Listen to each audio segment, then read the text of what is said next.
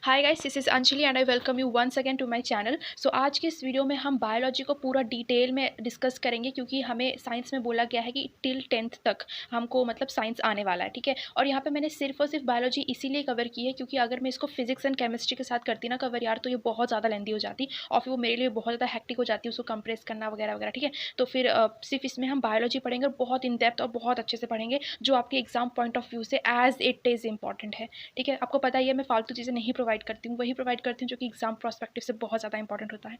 तो without further do let's get started. And yes, ये जो आपकी पीडीएफ है आपको पता है कहाँ पे मिलने वाली है, टेलीग्राम पे मिलने वाली है, ठीक है। सो गाइस, सबसे पहले हम स्टार्ट करते हैं हमारे डाइजेस्टिव सिस्टम से। देखो, सबसे पहले हमारे डाइजेस्टिव सिस्टम में कौन सा पार्ट आता है, हमारा माउथ है ना। माउथ में हमारे क्या होता है, सलाइवा है ना, जो थूक होता है ना उसको सलाइवा कहते हैं। उसमें क्या होता है, कौन सा एंजाइम प्रोड्यूस होता है सलाइवा में, तो वो होता है एमाइलेज। कौन सा होता है, एमाइलेज। एमाइलेज क्या करता है, हमारे जो कॉम्प्लेक्स चीज़ें हैं ना, खाने में जो कॉम्प्लेक्स चीज़ें हैं उसको सिंपल शुगर में कन्वर्ट करता है। बहुत इंपॉर्टेंट, ठीक है। सलाइवा ही है जो हमारे कॉम्प्लेक्स चीज़ों को सिंपल शुगर में ब्रेक डाउन करता है ताकि हमारा डाइजेशन अच्छे से हो पाए। बात समझ आई, ठीक है। अब खाना जाता है हमारे ईसोफेगस से। ये जो आप देख रहे हो ना, ये जो बहुत ही गंदी डायग्राम बना रखी है मैंने, बट स्टिल आपको समझ आ जाएगा। ये जो आप देख रहे हो लाइन, ठीक है, ये पाइप जो देख रहे हो ये ईसोफेगस है, ठीक है। फूड पाइप भी होती है यहीं पे। तो यहाँ से हमारा फूड जो है नीचे आ रहा है, नीचे आ जाते कहाँ पे जाएगा, हमारा फूड जाएगा स्टमक में, ठीक है। अब देखो यहाँ पे स्टमक में तीन चीज़ें मतलब ऑलरेडी होती हैं। कौन कौन सी चीज़ें होती हैं, HCl, जिसको हम बोलते हैं hydrochloric acid, pepsin and mucus. ये तीन चीज़ें होती हैं हमारे स्टमक में। एज इट इज़ पूछा जाता है कि इनमें से कौन सी चीज़ें हमारे स्टमक में प्रेजेंट नहीं होती हैं, तो HCl, पेप्सिन एंड म्यूकस हमारे स्टमक में होती हैं। अब इन तीनों के आप काम देख लो। HCl क्या प्रोड्यूस करता है, एसिडिटी प्रोड्यूस, मतलब एसिडिक नेचर का होता है ये, और ये एसिड प्रोड्यूस करता है हमारे स्टमक में ताकि जो हमारा फूड है वो डाइजेस्ट हो पाए, ठीक है। एंड देन पेप्सिन आता है। पेप्सिन क्या काम करता है, वो प्रोटीन को ब्रेक डाउन करता है। किसको ब्रेक डाउन करता है, प्रोटीन से। देखो, पी से पेप्सिन, पी से प्रोटीन, ठीक है, प्रोटीन को ब्रेक डाउन करता है। देन आता है हमारा म्यूकस। म्यूकस क्या होता है, देखो यार, हमारे पेट में अगर एसिड रिलीज हो रहा है तो हमारा पेट मतलब एसिड कैसे सह पाएगा, है ना। तो हमारे पेट में लाइनिंग होती है, दैट इज म्यूकस, और वो म्यूकस क्या करता है, हमारी स्टमक की लाइनिंग को प्रोटेक्ट करता है। इतनी बात समझ आई, आगे थी। अच्छा, ये जो HCl है, यहाँ मैंने क्या बोला, एसिड, ये एसिडिक नेचर का होता है ना। देखो, जब आप ना ज़्यादा खाना खा लेते हो तो फिर ये HCl जो है ना, ये एसिड प्रोड्यूस करता जाता है, करता जाता है, करता जाता है। इससे क्या होता है, हमारे पेट में एसिडिटी हो जाती है, ठीक है। और उस एसिडिटी को आप कम करने के लिए क्या करते हो, इनो लेते हो ना, इनो लेते हो। वो क्या करता है, उसमें क्या होता है, वो मिल्क ऑफ मैग्नीशिया होता है उसमें, जो कि आपके मतलब एसिडिटी को कम करता है, ठीक है। अब देखो, हमारे यहाँ पे देखो, स्टमक के बगल में मैंने क्या बना रखा है, ये लीवर बनाया, क्या होता ही है ना, लीवर। और लीवर के अंदर क्या होता है, गैल ब्लैडर। लीवर में जो चीज़ होती है, जो एंजाइम होता है, दैट इज़ बाइल जूस, ठीक है। वो अभी अच्छा ठीक है, यहाँ पे रहने दो, नीचे आ जाओ। आप स्टमक के नीचे क्या है हमारा, ये हमारा होता है लार्ज इंटेस्टाइन, एंड उसके अंदर क्या होता है, स्मॉल इंटेस्टाइन। देखो, जो हमारा स्टमक है उसने आधी चीज़ें डाइजेस्ट कर ली हैं। अब क्या होगा, हमारा जो फूड है वो आता है स्मॉल इंटेस्टाइन में, और जो हमारा स्मॉल इंटेस्टाइन में एक चीज़ होती है स्पिंक्टर मसल। वो क्या करता है, हमारे ये जो अमाउंट है ना फूड का, उसको रेगुलेट करता है, मतलब कितना अमाउंट इसमें आना चाहिए, कितना नहीं आना चाहिए, है ना। एक स्पेसिफिक अमाउंट है जो स्मॉल इंटेस्टाइन में आता है। अब क्या होता है, तो यहाँ पे ज़रा ध्यान देंगे आप, ये जो स्मॉल इंटेस्टाइन में जब हमारा फूड आता है तो यहीं पे जो है ना हमारा कंप्लीट डाइजेशन जो होता है ना, स्मॉल इंटेस्टाइन में होता है। तो यहाँ पे एक क्वेश्चन आप पक्का कर लो अपना कि कंप्लीट डाइजेशन कहाँ होता है, स्मॉल इंटेस्टाइन में होता है, ठीक है। होता कैसे है, ठीक है, डाइजेशन होता कैसे, देखो मैंने अभी बताया आपको, लीवर होता है हमारे स्टमक के बगल में, लीवर होता है, वहाँ से आता है बाइल जूस, ठीक है। अब ये बाइल जूस क्या करता है, हमारे फूड में जितने भी फैट्स होते हैं उनको ब्रेक डाउन करता है। अब ये जो बाइल जूस आया, इसको कौन लेके आया, ये मतलब बेसिकली लिवर से प्रोड्यूस होता है ना, लेकिन लिवर में कहाँ से प्रोड्यूस होता है, तो गैल ब्लैडर से प्रोड्यूस होता है, ठीक है। ये जो बाइल जूस है कहाँ से प्रोड्यूस हो रहा है, गैल ब्लैडर से प्रोड्यूस हो रहा है। अब नेक्स्ट इज, हमारा जो पैनक्रियासिस होता है वो पैनक्रियाटिक जूस को प्रोड्यूस करता है, और ये पैनक्रियाटिक जूस क्या करता है, जितने भी हमारे प्रोटीन्स हैं उसको ब्रेक डाउन करता है, और ट्रिप्सिन के फॉर्मेट में होता है, और लाइपेज होता है इसमें जो फैट को ब्रेक डाउन करता है, ठीक है। दो चीज़ें हैं पैनक्रियाटिक जूस में, trypsin and lipase. Trypsin protein को ब्रेक डाउन करेगा, लाइपेज फैट को ब्रेक डाउन करेगा, ठीक है। अगर आपको नहीं समझ आ रहा है कि मैं क्या बोल रही हूँ, आप प्लीज़ वीडियो को एक बार फिर से स्टार्ट कर लो। पूरा अच्छे से डिटेल में मैंने स्टेप बाय स्टेप समझा दिया है आपको, ठीक है। इससे ज़्यादा कुछ नहीं आएगा। देन नेक्स्ट, हमारा जो हमारा स्मॉल इंटेस्टाइन होता है, इसमें हमारा एक विली लाइक चीज़ होती है जो कि फिंगर जैसी दिखती है। कैसी दिखती है? फिंगर लाइक स्ट्रक्चर होता है इसका, किसका? विली का। ठीक है, कहाँ पे होती है? स्मॉल इंटेस्टाइन में होती है। ये क्या करती है बेसिकली? ये एरिया को इंक्रीज करती है। ठीक है, डाइजेस्टिव एरिया जहाँ पे डाइजेशन हो रहा है ना, स्मॉल इंटेस्टाइन में हमारा डाइजेशन हो रहा है, तो उस डाइजेस्टिव एरिया को ये इंक्रीज कर देता है। एंड यहीं से हमारा जो खाना है, जो यहाँ से ही हमारा जो फूड है वो फुल बॉडी में सर्कुलेट होता है। Okay, I mean energy. ठीक है, एनर्जी खाने की से मिली हुई जो एनर्जी होती है वो फुल बॉडी में यहीं से सर्कुलेट होती है। गाइज, ये पूरा चीज़ आपको समझ आ गया। चलो अब इसके ऊपर ना थोड़ा सा एक क्वेश्चन करते हैं, एक या दो क्वेश्चन करते हैं, और आप देखना आप इसको समझ, क्वेश्चन पढ़ोगे ना आंसर आपको तुरंत आ जाएगा मुंह पे। विच protect the lining of the stomach from the action of the acid under normal condition. Normal condition में हमारा जो पेट में एसिड रिलीज होता है उसको हमारे स्टमक को कौन बचाता है? उससे हमारे स्टमक को कौन बचाता है? कौन बचाता है बताओ ज़रा? म्यूकस बचाता है। हाँ। Then which help in digestion of fats. Fats के डाइजेशन को कौन करता है? तो कौन करता है? लाइपेज करता है। अभी हमने पढ़ा था लाइपेज कौन भेजता है? पैनक्रियाटिक जूस भेजता है ना। उसी पैनक्रियाटिक जूस में हमारा ट्रिप्सिन होता है, लाइपेज होता है। ट्रिप्सिन जो है प्रोटीन को डाइजेस्ट करता है, लाइपेज जो है वो फैट्स को डाइजेस्ट करता है। ठीक है, तो इसका आंसर हो जाएगा लाइपेज। आ जाओ अब नेक्स्ट चीज़ पे। देखो हमारा जो ये मतलब अभी हम ना हार्ट वाले टॉपिक को डिस्कस करने वाले हैं, क्योंकि ये बहुत इंपॉर्टेंट है आपके बायोलॉजी के लिए। ठीक है, देखो सबसे पहली चीज़ हम ना यहाँ पे थोड़ा सा एक चीज़ डिस्कस कर लेते हैं, that is purification of blood. हमारे ब्लड का प्यूरिफिकेशन कहाँ पे होता है? लंग्स में होता है। प्लीज़ इसको नोट कर लेना और बिल्कुल कंफ्यूज नहीं होना। हमारा जो हार्ट होता है ना वो सिर्फ ब्लड को पहुँचाने का काम करता है थ्रू आउट द बॉडी, लेकिन ये जो हमारा लंग्स होता है वो ब्लड को साफ करता है। ठीक है, तो समझ आ गया आपको? प्यूरिफाई कौन करेगा? लंग करेगा। सर्कुलेट या फिर पंपिंग सेट किसको कहा जाएगा? हार्ट को कहा जाएगा। ठीक है, समझ आ गया। नेक्स्ट इज हमारी जो नसें होती हैं, एक होती है वेन्स, देन आर्टरी होती है। ठीक है, वेन्स एंड आर्टरी, डिफ्रेंशिएशन समझ लेना प्लीज़ इसको बहुत अच्छे से। देखो वेन्स जो होती है वो क्या करती है? हमारी बॉडी से हम ब्लड को हार्ट में लेके आती है। ठीक है, फुल बॉडी से हार्ट में ब्लड लेके आती है। कौन लेके आती है? वेन्स। अच्छा, अब थोड़ा दिमाग लगाओ, हमारी जो बॉडी में जो ब्लड फैला हुआ है उसको जब वो हार्ट में लेके आ रही है तो कौन सा ब्लड लेके आ रही है? अच्छा ब्लड लेके आ रही है, गंदा ब्लड लेके आ रही है? तो ये गंदा ब्लड लेके आती है, ऑक्सीजनेटेड ब्लड लेके आती है। ओके, समझ आ गया। देन आर्टरी, आर्टरी क्या करती है? ये हमारी हार्ट से फुल बॉडी में ब्लड को लेके जाती है। तो ऑब्वियसली हमारे हार्ट में कैसा ब्लड है? साफ ब्लड है, तो वो ऑक्सीजनेटेड ब्लड को हमारी पूरी बॉडी में सर्कुलेट कराती है। कौन कराती है? आर्टरी कराती है। ठीक है, इतनी बात हमको समझ आ गई। अब आ जाओ ये मेरे प्यारे से हार्ट के डायग्राम पे। ठीक है, आई होप ये डायग्राम आपको समझ आ रहा होगा, और नहीं भी आ रहा है तो मैं बोल रही हूँ, प्लीज़ बस आंखें यहीं पे रखना। ठीक है, आंखें यहीं पे रखना, समझ आ जाएगा सारी चीज़ें। चलो देखो, हमारे जो हार्ट होता है ना, हमारी मैमल्स का हार्ट या इंसानों का हार्ट, वो इस तरह से होता है। जो आप नॉर्मल हार्ट भेजते हो ना इमोजी में, वैसा हार्ट नहीं होता है, इस तरह से हार्ट होता है। हमारे हार्ट में 4 चैम्बर्स होते हैं, मतलब हमारा हार्ट जो है वो 4 पार्ट्स में डिवाइडेड होता है। हमारा जो ये देखो, जैसे आप वीडियो को देख रहे हो तो आपका जो लेफ्ट साइड है वो हमारे हार्ट का राइट साइड है। ओके तो ये जो राइट साइड वाली चीज़ें हैं हमारी उसमें भी हमारा मतलब डिवीजन है। जैसे राइट वाली चीज़ें हैं, ऊपर जो फर्स्ट चैम्बर है उसको हम राइट एट्रियम कहते हैं, देन नीचे वाले को राइट वेंट्रिकल कहते हैं, और लेफ्ट साइड में लेफ्ट एट्रियम ऊपर वाला होता है एंड लेफ्ट वेंट्रिकल नीचे वाला होता है। तो ये 4 पार्ट्स में डिवाइडेड हो गया है। अभी जो राइट एट्रियम है, सबसे पहले हम ये राइट वाली चीज़ों को बात करते हैं। ठीक है, ये मैंने अब तो कैमरे को मैं ऐसे थोड़ा कर देती हूँ। ठीक है, समझ आ जाएगा आपको अभी। ये जो राइट एट्रियम होता है, ठीक है, राइट एट्रियम होता है, यहाँ पे हमारी जो वीना कावा होती है, ये हमारा जो डीऑक्सीजनेटेड ब्लड होता है वो राइट एट्रियम में लेके आती है। एक चीज़ याद रखना, ये जो राइट साइड होता है ना हार्ट का, वहाँ पे इम्प्योर ब्लड होता है। ठीक है, राइट साइड में गंदा वाला खून होता है। तो कौन लेके आएगा वो खून? सबसे पहले फर्स्ट पार्ट में लेके आएगा राइट एट्रियम में वीना कावा लेके आएगा। ठीक है, हमारे राइट एट्रियम में अभी गंदा वाला खून है। अब ये राइट एट्रियम से राइट वेंट्रिकल में कैसे जाएगा? तो एक काव्स होती हैं हमारी, इन दोनों के बीच में काव्स होती हैं, तो वो खुलती हैं और राइट एट्रियम से राइट वेंट्रिकल में हमारी ये जो डीऑक्सीजनेटेड ब्लड है वो चला जाता है। ठीक है जी, चला गया। अब क्या हुआ, यहाँ पे जो हमारा राइट वेंट्रिकल में जो डीऑक्सीजनेटेड ब्लड गंदा खून है वो कहाँ जाएगा? ये हमारा जाएगा लंग्स में, क्योंकि मैंने क्या बताया, जो गंदा खून है उसको साफ कौन करेगा? लंग्स करेगा।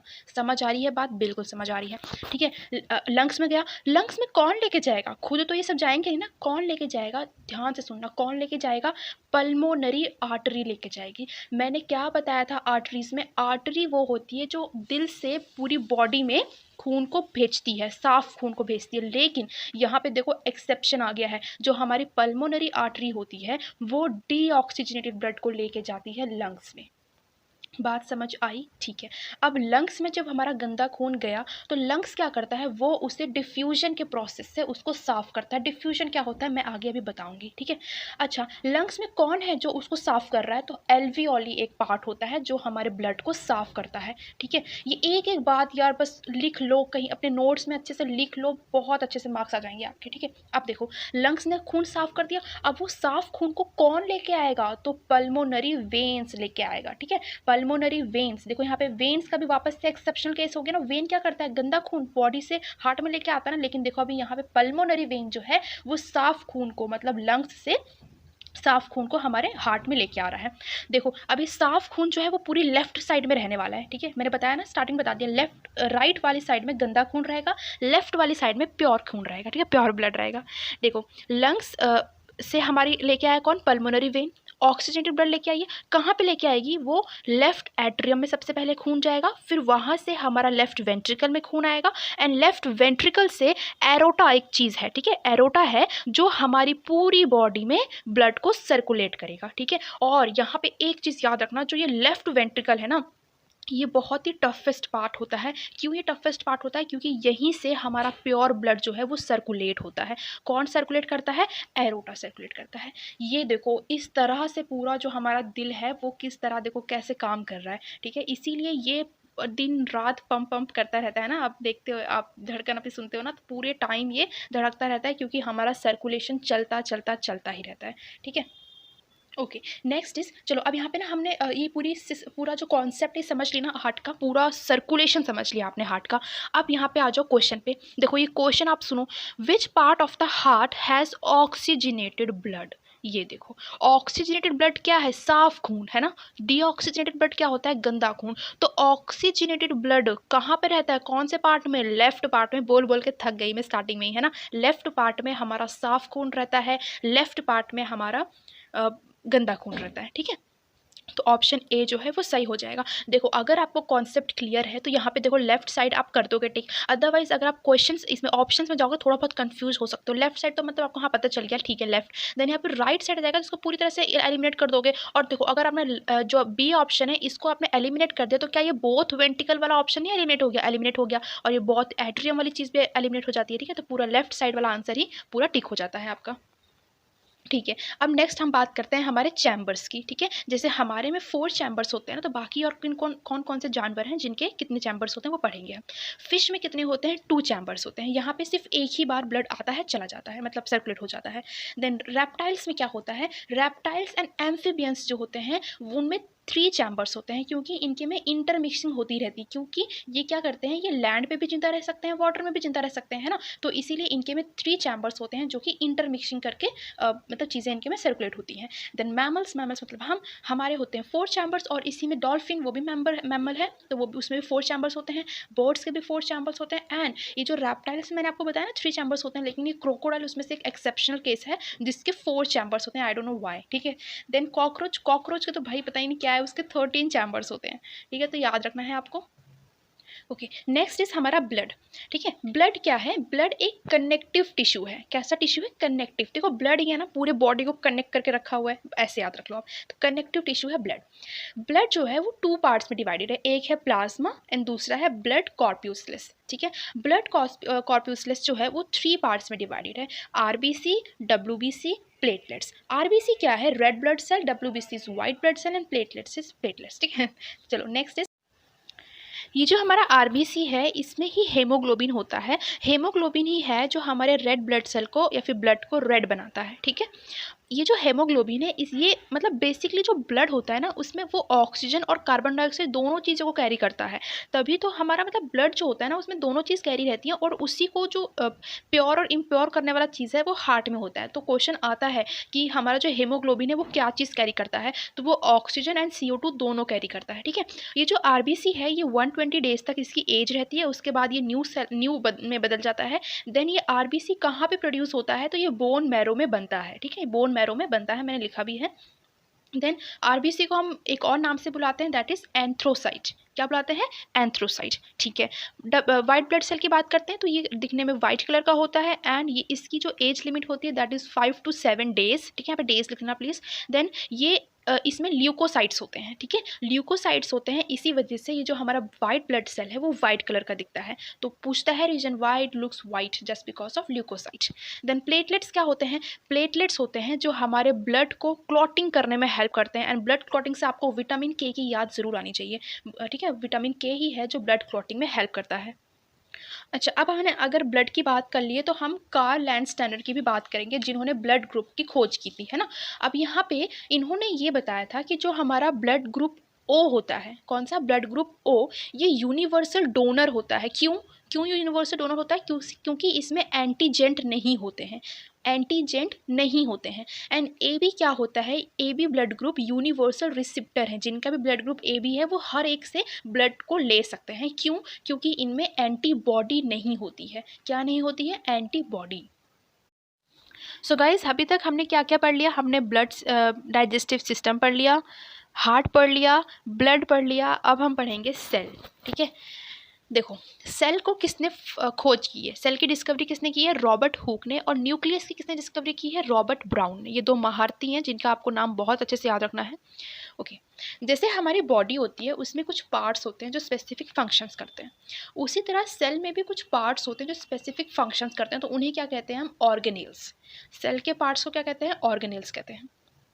अब जरा यहाँ पे ध्यान से देखो, ये मैंने क्या बना के रखा हुआ है? ये सेल का पार्ट है ये। ठीक है, ये सेल है और उसके अंदर के पार्ट्स हैं कुछ।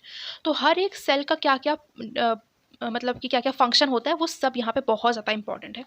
तो देखो, first is plasma membrane. Plasma membrane कहाँ पे प्रेजेंट होता है पहले तो वो समझो। ये जो हमारा सेल होता है ना, इसकी आउटर कवरिंग जो होती है वो प्लाज्मा मेम्ब्रेन की होती है। बेसिकली ये सिक्योरिटी गार्ड की तरह काम करता है। ठीक है, ये क्या काम करता है? ये सेमी परमिएबल भी इसको हम कहते हैं, सेमी परमिएबल होता है। इसका मतलब क्या है कि ये सिर्फ किन्हीं किन्हीं चीज़ों को ही अंदर आने देता है जो कि सेल के लिए बहुत ज़्यादा ज़रूरी है, जो ज़रूरी नहीं है उसको अंदर आने नहीं देता है। ठीक है, तो हो गया ना, सिक्योरिटी गार्ड जैसा काम हो गया इसका। ठीक है, नेक्स्ट इज हमारा जो सेल का जो सेंटर आप देख रहे हो ये क्या है? ये है न्यूक्लियस। क्या है? न्यूक्लियस। किसने फाउंड किया था इसको? रॉबर्ट ब्राउन ने। वेरी गुड, याद आ गया आपको। तो जो न्यूक्लियस होता है वो किससे बना होता है? तो वो क्रोमोसोम से बना होता है। क्रोमोसोम्स में क्या होता है? DNA and protein. ठीक है, डीएनए एंड प्रोटीन कहाँ होते हैं? क्रोमोसोम्स में होते हैं। ठीक है, इतनी बात समझ आ गई। ये जो पूरा आपको स्पेस दिख रहा है ना, डॉट डॉट डॉट डॉट ये दिख रहे हैं, छोटे छोटे डॉट डॉट डॉट डॉट, ये पूरा क्या है? यहाँ पे पूरा ये लिक्विड है। ठीक है, और ये लिक्विड क्या है? ये साइटोप्लाज्म है। क्या है? साइटोप्लाज्म। देन यहाँ नेक्स्ट आ जाओ आप। नेक्स्ट नीचे देखो आप, यहाँ पे मैंने क्या लिखा है? माइट्रोकॉन्ड्रिया। माइट्रोकॉन्ड्रिया क्या होता है? ये जो हमारे सेल होता है ना, उसको चार्ज करने का काम करता है। तो बेसिकली ये power house of the cell भी इसी को कहते हैं हम। ये जो माइट्रोकॉन्ड्रिया होता है इसका खुद का डीएनए एंड राइबोसोम्स होता है। क्या होता है? इसका खुद का डीएनए एंड राइबोसोम्स होता है। और ये एटीपी करेंसी, इसको एनर्जी करेंसी भी हम बोलते हैं, तो ये इसी में होती है। ठीक है, एटीपी का फुल फॉर्म आप मुझे बताएंगे और आप प्लीज़ बताना, क्योंकि आप अब प्रिपरेशन कर रहे हो यार, तो मुझे बता देना ये। ठीक है, देन जैसे माइट्रोकॉन्ड्रिया होता है ना, ऐसा खुद का डीएनए राइबोसोम्स होता है, उसी तरह हमारा प्लास्टिड्स होता है। ठीक है, प्लास्टिड्स इसका भी खुद का डीएनए राइबोसोम्स होता है। और ये प्लास्टिड्स जो होते हैं वो सिर्फ और सिर्फ प्लांट्स में होते हैं। कहाँ होते हैं? सिर्फ प्लांट्स में दिखेंगे आपको, एनिमल्स में नहीं दिखेंगे। प्लास्टिड्स में ही ल्यूकोप्लास्ट होता है। क्या होता है? ल्यूकोप्लास्ट होता है, जो कि किससे बना होता है? ऑयल, स्टार्च एंड प्रोटीन से बना होता है।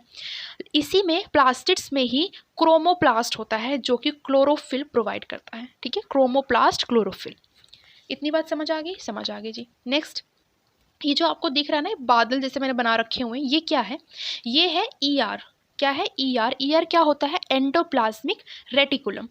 एंडोप्लाज्मिक रेटिकुलम का क्या काम होता है? फंक्शंस सभी सेल्स के बहुत ज़्यादा इंपॉर्टेंट है। ठीक है, इसका फंक्शन होता है ट्रांसपोर्टेशन का, मतलब चीज़ों को सेल से न्यूक्लियस तक, न्यूक्लियस से सेल तक, मतलब ऐसे पहुंचाने वाला काम जो होता है वो ईआर का होता है। ठीक है, एंडोप्लाज्मिक रेटिकुलम। एंडोप्लाज्मिक रेटिकुलम के दो पार्ट्स होते हैं। ठीक है, उसको दो पार्ट्स में डिवाइड किया गया है, जिसका नाम है RER एंड SER।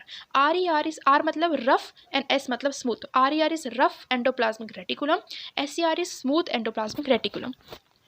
RER का क्या काम होता है? काम के पहले आप ये देखो, मतलब बेसिकली इन सब का काम ट्रांसपोर्टेशन का ही होता है। ईआर के अंदर जितनी भी चीज़ें हैं वो सब ट्रांसपोर्टेशन का ही काम करेंगी। आरईआर हमने इसको रफ एंडोप्लाज्मिक रेटिकुलम क्यों बोला है, तो रफ इसलिए बोला है जस्ट बिकॉज इसमें राइबोसोम्स होता है। क्या होता है? राइबोसोम्स। राइबोसोम्स क्या करते हैं? ये प्रोटीन को बनाते हैं। किसको बनाते हैं? प्रोटीन को बनाते हैं। स्मूथ एंडोप्लाज्मिक रेटिकुलम ये स्मूथ क्यों होता है? क्योंकि इसमें फैट्स एंड लिपिड्स बनते हैं। क्या बनते हैं? फैट्स एंड लिपिड्स बनते हैं, और यही हैं जो हमारे ड्रग्स को डिटॉक्सिफाई करते हैं। जो आप ड्रग्स लेते हो ना, तो उसको आप इसीलिए बच पाते हो क्योंकि आप में क्या है? एससीआर है, तो ये डिटॉक्सिफाई कर देता है ड्रग्स को। No next is Golgi. देखो यहाँ पे गोल्गी मतलब एक पार्ट है हमारे सेल का। वो क्या काम करता है? ये भी ट्रांसपोर्टेशन का काम करता है, लेकिन ये स्टोरेज का भी काम करता है। इसके पास गोडाउन होता है, ठीक है, स्टोरेज का भी काम करता है ये। इसमें क्या होता है? इसमें एक लाइजोसोम जैसी चीज़ होती है। वो क्या है? वो एक डाइजेस्टिव एंजाइम होता है, ठीक है, जो डाइजेशन के लिए काम करता है। तो लाइबोसोम्स किसका पार्ट है? गोल्गी बॉडी का, गोल्गी एपेरेटस का पार्ट है लाइजोसोम्स। लाइजोसोम क्या करता है? ये डाइजेस्ट करता है, और ये इतना ज़्यादा डाइजेस्ट करता है कि समटाइम्स ये खुद को भी डाइजेस्ट कर जाता है। That is why it is called the suicide bag of the cell, ठीक है। Suicide bag of the cell किसको बोलते हैं? हम लाइजोसोम्स को बोलते हैं। अब नीचे आ जाओ ज़रा। ये जो सेल वॉल मैंने लिख रखा है, तो सेल वॉल क्या है? सेल वॉल जो है ये एनिमल्स में प्रेजेंट नहीं होती है, ये सिर्फ और सिर्फ प्लांट्स में प्रेजेंट होती है। ये है क्या? जैसे मैंने आपको प्लाज्मा मेम्ब्रेन बताया ना कि ये सेल का गार्ड होता है प्लाज्मा मेम्ब्रेन, लेकिन प्लाज्मा मेम्ब्रेन के बाहर भी एक अदर आउटर लेयरिंग होती है, मतलब ज़्यादा कवच है इनके पास प्रोटेक्शन का। तो वो सेल वॉल जो है कवच की तरह काम करता है प्लाज्मा मेम्ब्रेन के लिए भी, ठीक है। तो ये किस में प्रेजेंट होता है? सिर्फ और सिर्फ प्लांट्स में प्रेजेंट होता है, हमारे एनिमल्स में नहीं। तो जैसे कि सेल वॉल जो है सिर्फ एनिमल्स में नहीं होती है, प्लांट्स में होती है, उसी तरह हमारा जो न्यूक्लियस है उसके आउटर भी एक ना वॉलिंग होती है। तो बेसिकली वो जो आउटर वॉलिंग जो होती है वो न्यूक्लियस मेम्ब्रेन कहा जाता है उसको, ठीक है। तो जो यूकैरियोटिक सेल्स होते हैं उसमें न्यूक्लियर मेम्ब्रेन होता है, और जो प्रोकैरियोटिक सेल्स होते हैं उसमें न्यूक्लियर मेम्ब्रेन्स नहीं होता है। तो ये क्वेश्चन आता है कि किसमें न्यूक्लियर मेम्ब्रेन प्रेजेंट होता है या किसमें नहीं होता है, ठीक है। चलो अब एक नेक्स्ट चीज़ यहाँ पे रह रही है वैक्यूल्स की। वैक्यूल्स क्या होते हैं? ये जो जितने भी हमारे प्लांट सेल एनिमल सेल होते हैं ना, उसको रिजिडिटी टफनेस प्रोवाइड करता है, और ये ना साइज़ में होता है, मतलब एनिमल्स में स्मॉल साइज़ में होता है एंड प्लांट्स में लार्ज साइज़ में होता है। अच्छा, ये जितना भी मैंने आपको पढ़ाया समझ आया है कि नहीं आपको? आप यहाँ पे देखो, टेस्ट कर लो अपने आप को। ये क्वेश्चन है जो मैंने अभी जितना पढ़ाया उसके रिगार्डिंग है ये question. Which one of the following function is not, देखो नॉट लिखा है, carried out by smooth endoplasmic reticulum. Smooth endoplasmic reticulum जैसे ही देखोगे तुरंत दिमाग में क्या आ जाना चाहिए कि ये स्मूथ क्यों होता है? फैट्स एंड लिपिड्स की वजह से स्मूथ होता है, और ये क्या काम करता है? डिटॉक्सिफाई करता है हमारे ड्रग्स को। इतना याद आ गया? अब ऑप्शंस पे आ जाओ आप। क्या ये ट्रांसपोर्टेशन ऑफ मटेरियल का काम करता है? बिल्कुल करता है। हमने यही देखा था ना, ईआर वाली फैमिली क्या करती है? ट्रांसपोर्टेशन का काम करती है। सिंथेसिस ऑफ लिपिड्स, लिपिड्स से बना है ये। Then synthesis of protein, protein चलो ठीक है। अभी next synthesis of steroid hormone, ये क्या है? ये तो पता ही नहीं क्या होता है, लेकिन जैसे ही आपने यहाँ पे प्रोटीन देखा, तो प्रोटीन से स्मूथ एंडोप्लाज्मिक रेटिकुलम का कोई लेना देना नहीं है। तो आंसर यहीं पे आ गया डी। आपको पता हो ना हो कोई दिक्कत नहीं है, ठीक है। जितनी चीज़ें आपको पता है ना, अच्छे से पता होनी चाहिए यार। आप ऑप्शंस को एलिमिनेट करके आंसर मार्क कर जाओगे, ठीक है। तो मेरी बस बातों को सुनते जाओ, देखते जाओ, समझते जाओ, याद कर हो जाएगा। आ जाओ अब नेक्स्ट चीज़, डिफ्यूजन। ये डिफ्यूजन मैंने बोला था ना, अभी आपको बताऊंगी नेक्स्ट। तो यहाँ पे हम समझते हैं इसको। डिफ्यूजन क्या होता है? जब हमारी जो गैसेस होती हैं हाई कॉन्सेंट्रेशन से लो कॉन्सेंट्रेशन मूव करती हैं, उसे कहते हैं हम डिफ्यूजन। डिफ्यूजन गैसेस में होता है। ऑस्मोसिस यही सेम चीज़, हाई कॉन्सेंट्रेशन से लो कॉन्सेंट्रेशन मूव करती है, लेकिन किस में मूव करेगी? वाटर में मूव करेगी। डिफरेंस देख लिया? बस समझ आ गया। रिवर्स ऑस्मोसिस क्या होता है? जब रिवर्स हो जाए, उल्टा हो जाए, मतलब लो से हाई हो जाए। एग्जाम्पल ले लो, आरओ वाटर भी यही करता है ना। आपके घर में है ना आरओ वाटर, उसमें यही चीज़ होती है, ठीक है। अब देखो याद कैसे करते हैं, जैसे अभी आप जाओगे ना पानी पीने, तो आरओ वाटर आप देखोगे तुरंत दिमाग में रिवर्स ऑस्मोसिस आ जाना चाहिए, ठीक है। तो इसी तरह चीज़ों को देख के ना अपने आप को याद करने की कोशिश करो उस चीज़ों को। चलो अब नीचे आ जाओ आप। यहाँ पे एक ना ये कॉन्सेप्ट है, ये बहुत इंपॉर्टेंट है आपके, ये साइंस का 9th क्लास की साइंस में से मैंने लिया है इसको। एक है आपका हाइपोटोनिक सॉल्यूशन, एक होता है आइसोटोनिक सॉल्यूशन, एक होता है हाइपरटोनिक सॉल्यूशन। आज के बाद कन्फ्यूजन एकदम ख़त्म। देखो हाइपोटोनिक सॉल्यूशन क्या होता है? जब आप किसी भी चीज़ को, ठीक है, किसी भी चीज़ को पानी में डालोगे, एग्जाम्पल समझो, चलो एग्जाम्पल समझेंगे। मान लो बादाम, आलमंड्स ले लो आप। बादाम बादाम कैसा है, अभी एकदम सूखा सा है वो, है ना। उसको आप जब पानी में डाल देते हो, पूरी रात भिगो के रखते हो, सुबह आप देखते हो वो मोटा हो जाता है ना। मोटा हो गया, इसका मतलब क्या हुआ, उसने पानी को गेन कर लिया। मतलब उसने यहाँ पे क्या हुई चीज़ें, यहाँ पे हाई कॉन्सेंट्रेशन से लो कॉन्सेंट्रेशन चीज़ें मूव हुई, ठीक है, मूव हुई ना। तो यहाँ पे इस चीज़ को क्या कहा जाएगा, हाइपोटोनिक सोल्यूशन, मतलब चीज़ का मोटा हो जाना, फूल जाना, ठीक है। नेक्स्ट आ जाता है हमारा, और एग्जांपल क्या है इसके, चना, है ना, चने वगैरह मम्मी भिगोती है ना, सुबह रात को चने भिगोती है, सुबह हम खाते हैं, वो मोटे मोटे से हो जाते हैं। देन किशमिश, किशमिश भी यही है, पानी में डाल दो बहुत मोटी हो जाती है वो। तो यहाँ ये चीज़ है हाइपोटोनिक। हाइपोटोनिक मतलब क्या है, हाई कॉन्सेंट्रेशन से लो कॉन्सेंट्रेशन जब पानी आता है, उसको गेन कर देता है, फुला देता है, तो उसे हम कहते हैं हाइपोटोनिक सोल्यूशन। आइसोटोनिक सोल्यूशन क्या होता है, यहाँ पे चीज़ें पैरेलल होती हैं। मतलब जैसे कि इंजेक्शन, इंजेक्शन क्या है, पानी है ना, पानी नहीं है, क्या है, मतलब बेसिकली दिखता है कैसे, पानी जैसे दिखता है ना, उसके अंदर पानी है ऐसा, वो हमारी बॉडी में आता है, लेकिन हम तो मोटे ही नहीं होते उसको लगाने के बाद, मतलब नॉर्मल हो जाता है यहाँ पे चीज़ें। तो isotonic is a parallel thing. Then hypertonic solution क्या होता है, हाइपरटोनिक, इसमें क्या होता है, चीज़ें लो कॉन्सेंट्रेशन से हाई कॉन्सेंट्रेशन मूव करती हैं। एग्जाम्पल ले लो आप किशमिश का। किशमिश अगर आप शहद में डाल दोगे तो कैसी हो जाएगी, जो फूली हुई किशमिश थी वो एकदम से सिकुड़ जाएगी, श्रिंक हो जाएगी, ठीक है। इतना आपको बस इसको याद रखना है, समझ। चलो अब हम नेक्स्ट डिस्कस करेंगे टिश्यूज़ के ऊपर। देखो यार, आप ना अपने जॉब से सिर्फ 1 स्टेप पीछे हो, बस अब आपको मेंस क्रैक करना है और बस जॉब आपके हाथ में होगी। तो आप बस उस दिन के लिए पढ़ लो, अगर थक गए हो तो थोड़ा रेस्ट कर लो, फिर वापस से वीडियो स्टार्ट करके देख लेना, ठीक है। चलो टिश्यूज़ क्या होते हैं, टिश्यूज़ होते हैं जो हमारे ग्रुप ऑफ सेल्स को हम कहते हैं टिश्यूज़। अभी हमने सेल पढ़ा ना, सेल के ग्रुप को कहते हैं टिश्यूज़, ठीक है। तो टिश्यूज़ क्या करते हैं, अलग अलग फंक्शंस काम करते हैं। हम अभी बात करेंगे हमारे प्लांट टिश्यूज़ की। तो जो हमारा प्लांट्स होते हैं वो 2 टाइप्स ऑफ टिश्यूज़ में डिवाइडेड होते हैं। एक होता है मेरिस्टेमेटिक टिश्यू और दूसरा होता है परमानेंट टिश्यू। दोनों को अलग अलग पढ़ेंगे, पहले मेरिस्टेमेटिक टिश्यू पढ़ते हैं। मेरिस्टेमेटिक टिश्यू होता है, ये ग्रोइंग का काम करता है, ग्रोथ प्रोवाइड करता है प्लांट्स को, ठीक है। और ये मेरिस्टेमेटिक टिश्यू है, इसमें ये भी कुछ पार्ट्स में डिवाइडेड है। पहला हमारा होता है एपिकल टिश्यू, देन होता है हमारा intercalary tissue, then lateral meristematic tissue, ठीक है। ये 3 टिश्यूज़ होते हैं हमारे मेरिस्टेमेटिक टिश्यू में। एपिकल टिश्यू क्या काम करता है, ये हमारे टिप्स पे मतलब हमारे प्लांट के टिप्स पे प्रेजेंट होता है, ठीक है। टिप एकदम ऊपर टॉप पे वाली टिप्स पे प्रेजेंट होता है, और नीचे रूट्स में भी ये रूट्स के टिप्स पे प्रेजेंट होता है। तो ये बेसिकली टिप्स पे प्रेजेंट होते हैं ग्रोथ के लिए। देन इंटर कैलरी टिश्यू क्या होते हैं, ये जो हमारी नॉड्स होती है ना, जहाँ से हमारी जैसे हमारी जो जहाँ से शाखाएं वगैरह निकलती हैं, तो हमारा जो नोड्स होता है ना, वहाँ पे इंटर कैलरी टिश्यू पाए जाते हैं।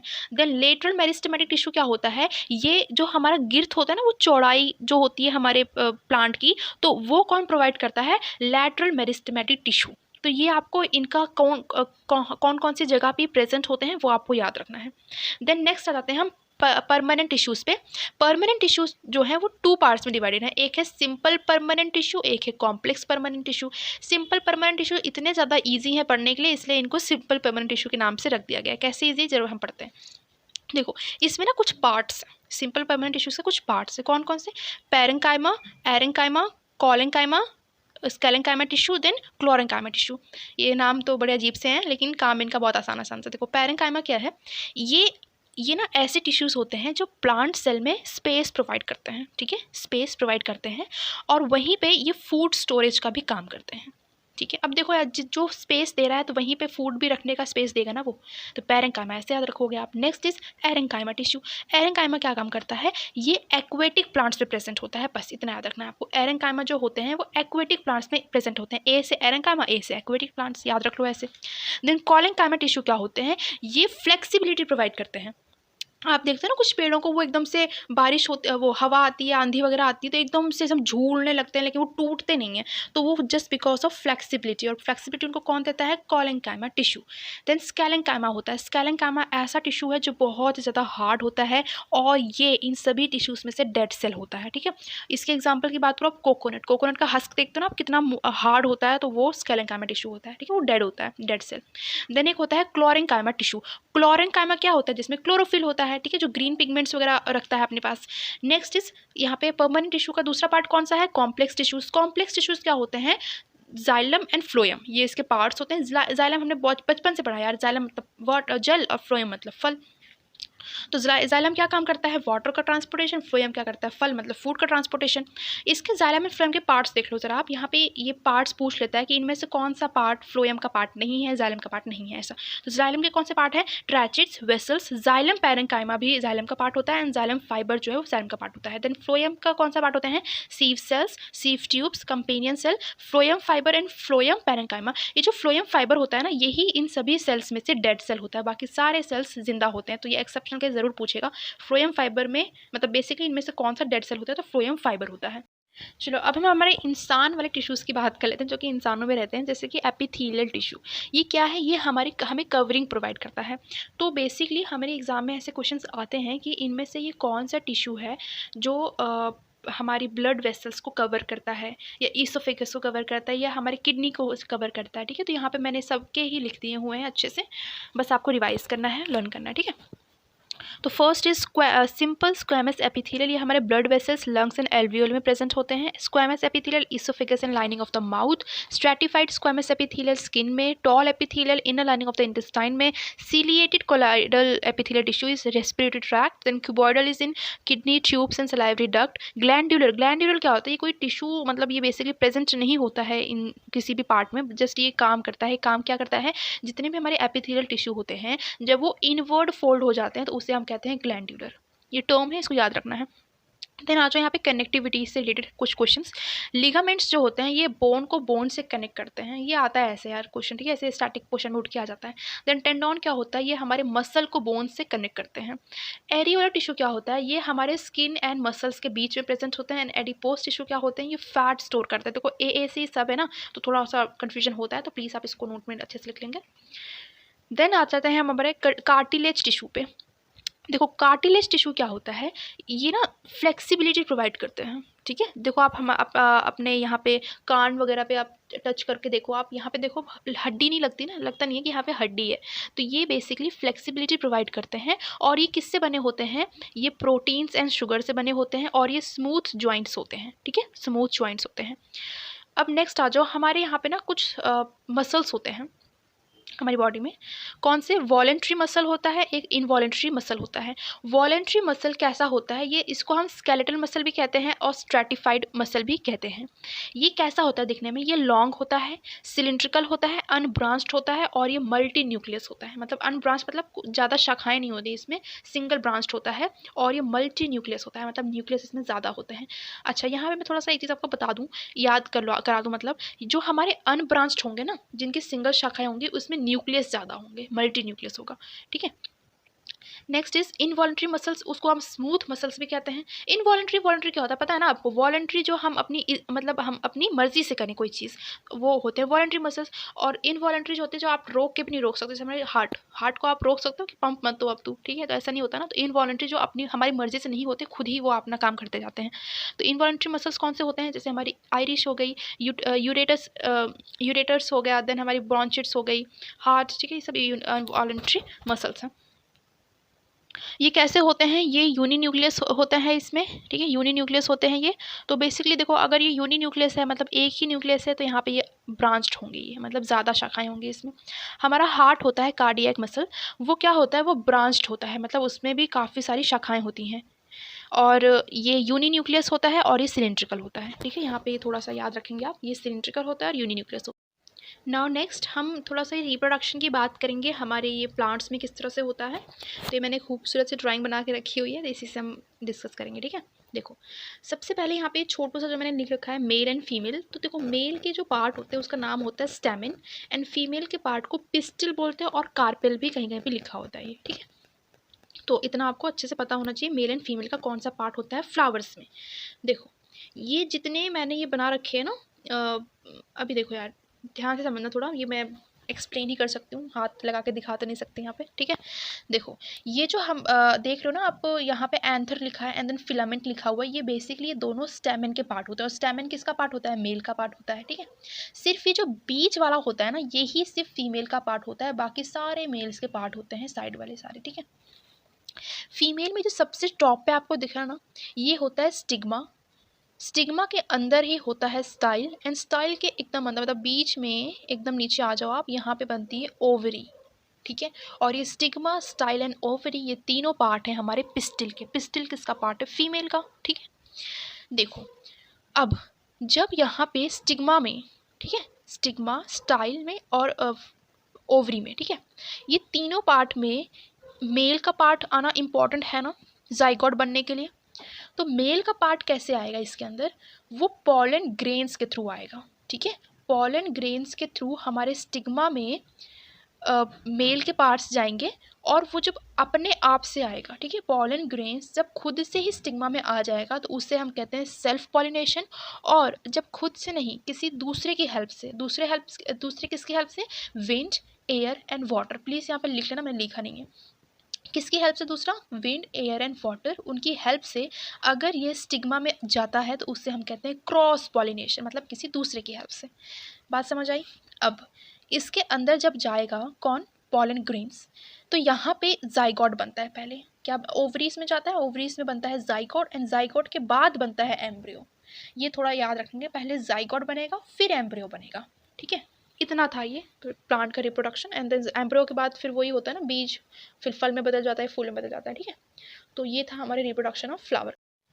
गाइस यहाँ पे मैं आपके साथ एक और चीज़ शेयर करना चाहूँगी, दैट इज़ एसेक्सुअल रिप्रोडक्शन। यहाँ पे बेसिकली क्या होता है, only one body is required, ठीक है, जस्ट फॉर रिप्रोडक्शन। सिर्फ एक ही बॉडी से काम चल जाएगा। तो यहाँ पे बडिंग होता है, रीजनरेशन होता है, vegetative propagation, fission and fragmentation, ये एसेक्सुअल रिप्रोडक्शन के काम होते हैं, ठीक है। मतलब उससे ये चीज़ें होती हैं। बडिंग किस में होता है? हाइड्रा में होता है। रीजनरेशन किस में होता है? प्लेनेरिया में होता है, एंड हाइड्रा में भी होता है। देखो यहाँ पे मैंने हाइड्रा दोनों जगह पे मार्क करके लिख रखा हुआ है। तो इसका मतलब क्या है? अगर आपके ऑप्शन में बडिंग एंड रीजनरेशन हाइड्रा के लिए दे रखा हुआ है तो आप सिर्फ और सिर्फ बडिंग मार्क करेंगे, क्योंकि बेसिकली बडिंग से हाइड्रा ही होता है, ठीक है। हाइड्रा जो है बडिंग के थ्रू ही प्रोड्यूस होता है। रीजनरेशन अगर है और हाइड्रा बडिंग नहीं है तो उसमें आप रीजनरेशन ही मार्क करेंगे। देन वेजिटेटिव प्रोपोगेशन, इसका मुझे बताना बिल्कुल ज़्यादा इंपॉर्टेंट नहीं लगता है, क्योंकि आपको पता ही है क्या होता है इसमें। सैपलिंग्स वगैरह कुछ अलग अलग प्लांट्स की एक साथ कर दी जाती है और फिर एक न्यू प्लांट को प्रोड्यूस किया जाता है, ठीक है। तो वो चीज़ होती है। यहाँ पे फिजन क्या होता है? फिजन एमोइबा में होता है एंड पैरामीशियम में होता है। फ्रेगमेंटेशन किस में होता है? स्पाइरोगायरा में होता है, ठीक है। देन यहाँ पे मैं आपके साथ एक और चीज़ डिस्कस करूँगी, दैट इज़ यूनिसेक्सुअल प्लांट्स। ये कौन से होते हैं? जो खुद ही प्रोड्यूस करते हैं अपने आप को, दैट इज़ पपाया, वाटरमेलन, ठीक है। एंड बाइसेक्सुअल प्लांट्स कौन से होते हैं? Hibiscus and mustard. यहाँ पे एक और चीज़ है, autotrophic plants and then heterotrophic plants. ये क्या होते हैं? ये ऑटोट्रॉप्स वो होते हैं जो अपने फूड को खुद ही बनाते हैं, एंड हेटेरोट्रॉप्स क्या होते हैं?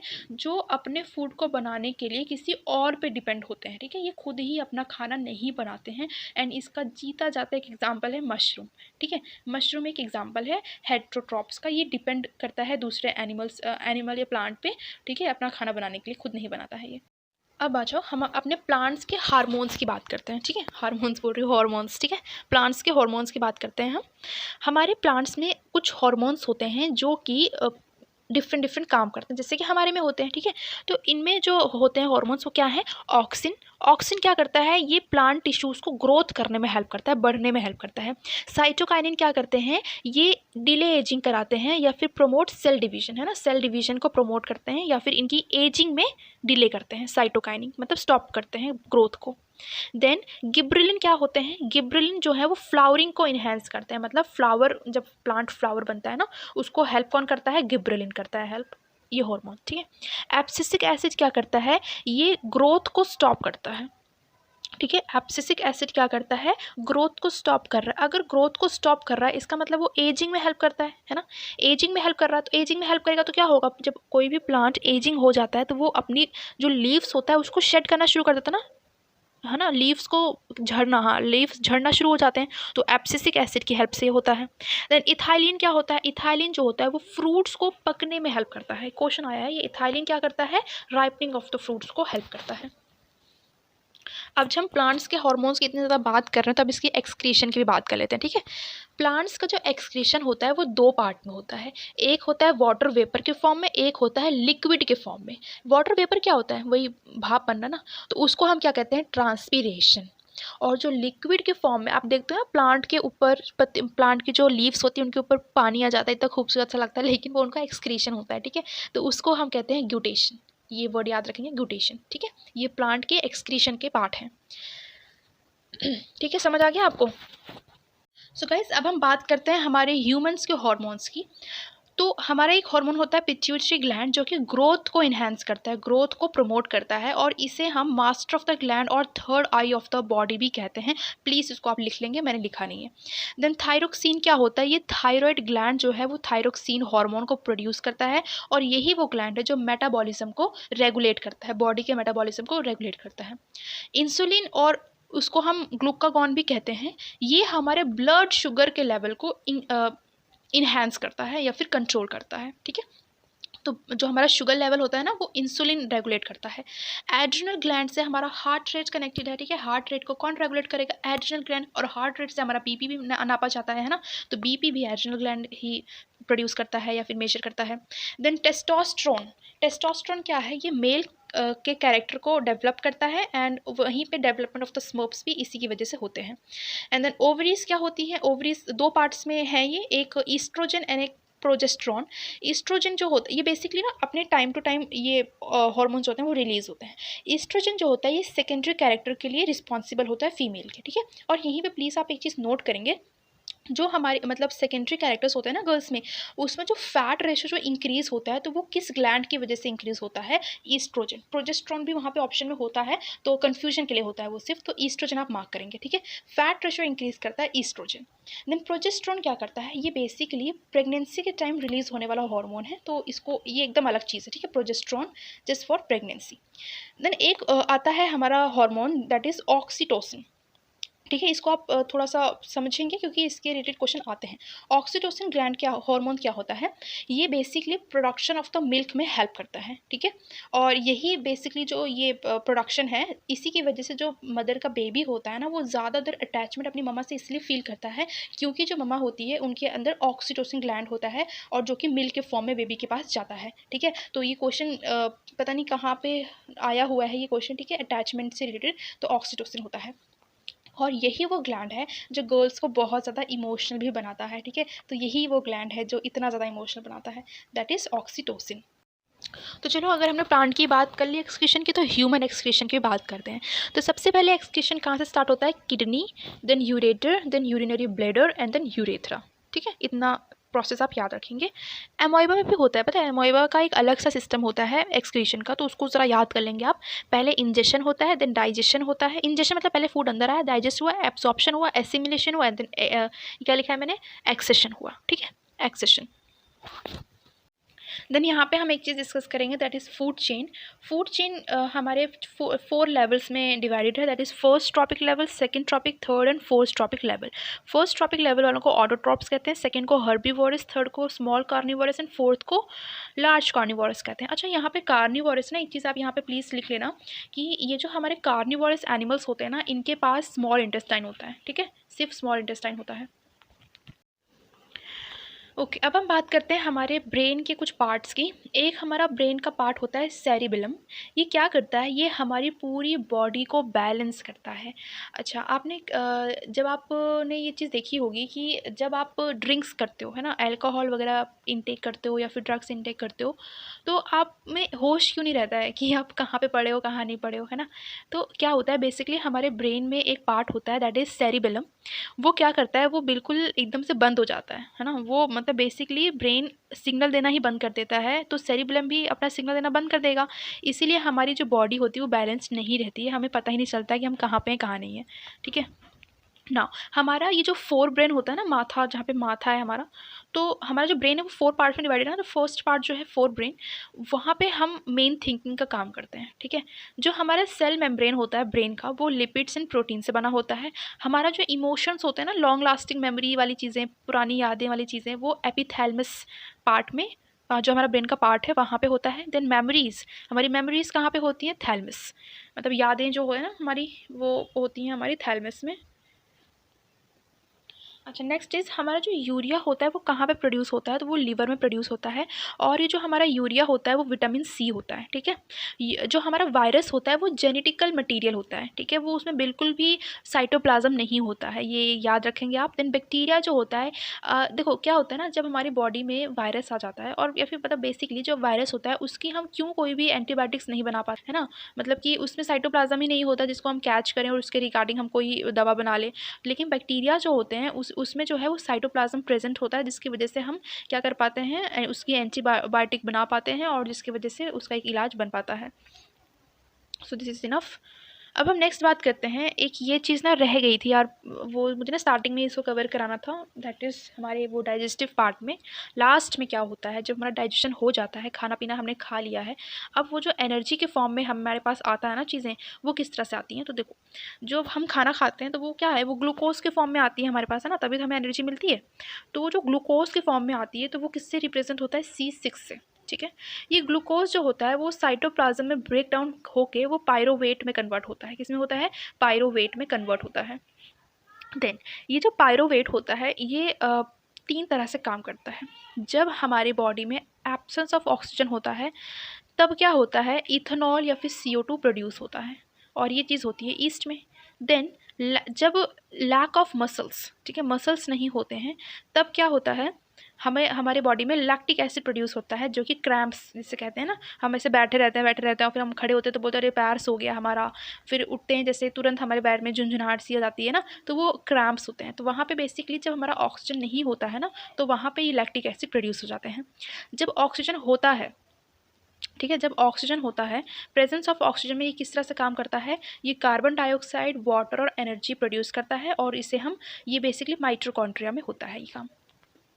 आई नो इसको बहुत ऐसे समझ नहीं आया है, तो ये बस इसको आपको याद रखना है कि बस लैक ऑफ मसल होगा तो हमें लैक्टिक एसिड प्रोड्यूस होगा, प्रेजेंस ऑफ ऑक्सीजन में CO2 और वाटर एंड एनर्जी प्रोड्यूस होता है, एब्सेंस ऑफ ऑक्सीजन में इथेनॉल एंड CO2 प्रोड्यूस होता है, ठीक है, ये लर्न करने वाली चीज़ है, तो इसको लर्न कर लेंगे।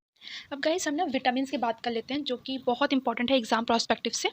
तो हमारे पास ना एक विटामिन होता है, एक नहीं दो विटामिन होते हैं जो वाटर सॉल्युबल होते हैं, तो कौन से होते हैं, वो B एंड C, एंड उसके अलावा जितने भी हैं वो फैट सॉल्युबल विटामिन होते हैं। देन यहाँ पे आ जाओ, मैंने यहाँ ये टेबल प्रोवाइड किया है आपको, इसमें मैंने ना ABCD जितने भी हमारे विटामिन होते हैं उसको लिख दिया हुआ है, उसका जो केमिकल नेम होता है वो भी लिख दिया है, एंड इसकी वजह से क्या डेफिशिएंसी होती है जो एग्जाम में पूछी जाती है वो भी लिख दिया है मैंने, ठीक है।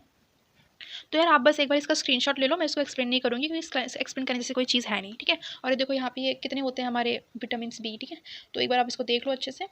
और नेक्स्ट हम बात करते हैं हमारे कुछ मिसलिनियस कैटेगरी, नहीं मिसलिनियस नहीं, पहले हम डिसीजेस बात कर लेते हैं, ठीक है। तो जब हमारी प्रोटीन्स की डेफिशिएंसी होती है हमारी बॉडी में, तो हम उसको क्या कहते हैं, हम उसको मेरास्मस कहते हैं, जब हमारी बॉडी में प्रोटीन्स और कैलोरीज की डेफिशिएंसी हो जाती है। और क्वाशी और कार कहते हैं जब हमारी बॉडी में डेफिशिएंसी हो जाती है प्रोटीन की। तो बेसिकली ये दो चीज़ें हैं, जब हमारी बॉडी में प्रोटीन की कमी हो जाती है तो ये दो बीमारियाँ हमें लग जाती हैं। तो गाइस बस अभी खत्म होने वाला है, हम लास्ट मिसलेनियस कैटेगरी की बात कर लेते हैं, जो कि बहुत ज़्यादा इंपॉर्टेंट है, बहुत अधूरा लगता है इसके बिना, है ना। चलो, एरिस्टोटल कौन थे, हमारे फादर ऑफ बायोलॉजी किन्हें कहा जाता है, एरिस्टोटल को। अलेक्जेंडर फ्लेमिंग कौन थे, ये इन्होंने पेनिसिलिन को डिस्कवर किया था। विलियम हार्वे ने ब्लड सर्कुलेशन को डिस्कवर किया है। हिप्पोक्रेट्स कौन थे, इनको हम फादर ऑफ वेस्टर्न मेडिसिन भी कहते हैं। सलीम अली को हम बर्ड मैन ऑफ इंडिया कहते हैं, हाँ ये बायोलॉजी का ही पार्ट है, ठीक है। देन विलियम वैटसन, ये इन्होंने क्या फाउंड किया था, जेनेटिक्स। देखो वैटसन से सन जेनेटिक्स से ऐसे थोड़ा रिलेट कर सकते हो। देन डीएनए की फुल फॉर्म क्या है, it's deoxyribonucleic acid. Then mutation क्या होता है, ये पता टर्म पूछ लेता है कि what is the meaning of the mutation, ठीक है। तो म्यूटेशन क्या होता है, जब डीएनए में सडन कुछ चेंज हो जाता है ना, सीक्वेंस का चेंज हो जाता है डीएनए में, तो उसे हम कहते हैं म्यूटेशन। ह्यूमन बॉडी में 46 क्रोमोसोम्स होते हैं, देखो नंबर याद रखो, 46 क्रोमोसोम्स होते हैं, जिसमें 22 पेयर्स को हम ऑटोजोम्स कहते हैं एंड 23 पेयर्स को हम सेक्स क्रोमोसोम्स कहते हैं, जिसमें कि एक्स एंड वाई होते हैं। देन लार्जेस्ट बोन्स हम कहते हैं फीमर को, जो कि हमारे थाई में होती है, मतलब जांघों में होती है, and smallest bone is steps, जो कि हमारे ईयर्स में प्रेजेंट होती है, ओके। एक और नाम है कॉचलिया एंड एनविल, ये भी हमारे ईयर्स के पार्ट हैं, ठीक है, पूछा जाता है कभी कभी। Then normal body part, body temperature क्या कितना होता है हमारा, फ़ारेनहाइट्स में 98.6 डिग्री होता है, एंड सेल्सियस में अगर आप काउंट करोगे तो इट्स 37 डिग्री सेल्सियस, ठीक है। टोटल बोन्स कितने होते हैं हमारे 206, एंड टोटल मसल्स कितने होते हैं 639, 206 बोन तो सबको पता है, मसल्स नहीं पता, 639 होते हैं, ठीक है। लार्जेस्ट एंडोक्राइन ग्लैंड क्या है, थायरॉइड ग्लैंड है। नॉर्मल बीपी कितना होता है 120/88 80 ठीक है, 120/80 mmHg। देन ये देखो यहाँ पे ना मैंने कुछ लिखा हुआ है, ये अजीब सी भाषा है थोड़ी। ज़ैंथियम पार्थेनियम, ज़ैंथियम से आपको पता चल गया होगा कि ये क्या है ना। और ये कुछ अलग सा नाम है, इसे ये क्या है बेसिकली, किस कैटेगरी में आते हैं, तो ये वीड्स हैं। वीड्स क्या होते हैं, अनवांटेड क्या होते हैं, हमारे अनवांटेड प्लांट्स होते हैं ना, जो हमारे क्रॉप में उग जाते हैं। असील एंड लेगहॉर्न किसकी क्वालिटी में आते हैं, ये बेसिकली किस की कैटेगरी में आते हैं, तो दैट इज़ चिकन, ठीक है, जो हैन होती हैं उसकी कैटेगरी में आते हैं। अच्छा ये क्या है बेसिकली, ये ना मैंने ये जो हमारा 9th क्लास की एनसीईआरटी साइंस है ना, उसमें ये एक चैप्टर है फूड इम्प्रूवमेंट करके, तो वो चैप्टर हम ना भूल जाते हैं, बट अब ये ना अभी अपना एसएससी सीजीएल एग्जाम हुआ था, उसमें से ना ये फिश वाले क्वेश्चंस आ रखे हुए थे। सो ये इंपॉर्टेंट हो जाता है यार, ठीक है, पढ़ लेते हैं इसको एक बार। देन मैक्रेल, भेटकी एंड ट्यूना, ये किस कैटेगरी के मतलब नाम है, तो ये फिश के हैं, ठीक है। ओइस्टर क्या होता है, ओइस्टर से हम पियल्स, मोती को हम निकालते हैं। एंड पाउन, भेटकी, पॉम्फिट, ट्यूना, मैक्रेल, ये सब क्या है, ये मराइन फिश के नाम हैं, ठीक है। देन नेक्स्ट इज, यहाँ पे मैंने ना नाम लिख रखे हुए हैं हमारे डिसीजेस के। थोड़ा सा यहाँ पे समझो, दिमाग लगाओ, आपको समझ आ जाएगा। देखो वायरल क्या होता है, वायरल वो चीज़ें होती हैं जिसकी दवाई नहीं बन पाती है ना। ये अपने टाइम पे आता है, ख़त्म होता है ना, भगवान चाहे तो ख़त्म होता है, अदरवाइज नहीं हो पाता है। वायरल में कौन कौन से आते हैं, चिकन पॉक्स, स्मॉल पॉक्स, ये बाकी देखो AIDS, dengue, measles, mumps, rabies, ठीक है, ये एंशिफ्लाइट्स। तो डेंगू का ना मैंने यहाँ पे कुछ लिख रखा है, देखो बहुत इंपॉर्टेंट है। डेंगू किसकी वजह से होता है, एंडिस एगिफाइट्स की वजह से ये होता है। मतलब मॉस्किटो का नाम है ये, ठीक है, नाम याद रखेंगे। एंड मलेरिया किस मॉस्किटो की वजह से होता है, तो फीमेल एनोफिलिस मॉस्किटो की वजह से होता है। ओआरएस का फुल फॉर्म क्या होता है, ओरल रिहाइड्रेशन सॉल्यूशन, ये हम डायरिया के टाइम पे लेते हैं, ठीक है। बैक्टीरियल क्या होता है, बैक्टीरियल वो डिसीज होती हैं जिसकी कोई दवा वगैरह है, ठीक है, हमने डिस्कस भी किया था ना। वोपिंग कफ, खांसी जुकाम वगैरह, diphtheria, cholera, then typhoid, TB, pneumonia, tetanus, ये सब हमारे बैक्टीरियल डिसीज होते हैं। पैरासाइट्स क्या होते हैं, जो बेसिकली पैरासाइट्स क्या होते हैं ना, ये क्या करते हैं बेसिकली, ये एनिमल्स के थ्रू किसी दूसरी बॉडी में लेके जाया जाता है, ठीक है। मलेरिया हो गया, मलेरिया देखो किसकी वजह से होता है, फीमेल एनोफिलिस है ना, याद रखना नाम उसका। स्लीपिंग सिकनेस, काला अजर, वॉर्म्स, देन वॉर्म्स में कौन सी है, पिलारियासिस, ठीक है, फिलारियासिस सॉरी, ठीक है। तो ये बहुत इंपॉर्टेंट है ये नाम। और हाँ, इसको ना इसके कुछ जैसे हमारी ये प्रोटोजोन डिसीजेज हैं, बैक्टीरियल डिसीजेज हैं, तो इसका ना मैं पीडीएफ आपको प्रोवाइड कर दूँगी, यहाँ पे कवर करना थोड़ा मुश्किल हो जाता है, ठीक है। So guys finally we are done with biology. आप इसको इतना अच्छे से पढ़ लो, ठीक है, इतना जितना भी मैंने आपको प्रोवाइड किया है यहाँ पे, जितनी भी चीज़ें बताई हैं, सब अच्छे से अपने नोट्स बनाओ, उसमें पढ़ो। बाकी पीडीएफ जो है वो तो मैं टेलीग्राम पे सेंड कर ही दूँगी, बट अपने नोट्स में मैंने बोला ना अलग ही पावर होती है, ठीक है। तो इस तरह से बनाओ, उसको मल्टीपल टाइम्स रिवाइज़ करो, चीज़ें याद हो जाएँगी, ऐसा नहीं है जो तुम नहीं कर पाओगे, ठीक है। सो बस इसी तरह अपडेटेड रहो। एंड बाकी जो फर्दर वीडियोज़ हैं फिजिक्स की एंड केमिस्ट्री की, वो मैं फटाफट प्रोवाइड करती हूँ। कंप्यूटर भी मैं ही कराने वाली हूँ, ठीक है। तो कल जो है 3 वीडियोज़ आ जाएंगी आपके पास, ठीक है। सो बस आप बस पढ़ते जाओ, ठीक है। So thank you so much, take care, bye bye.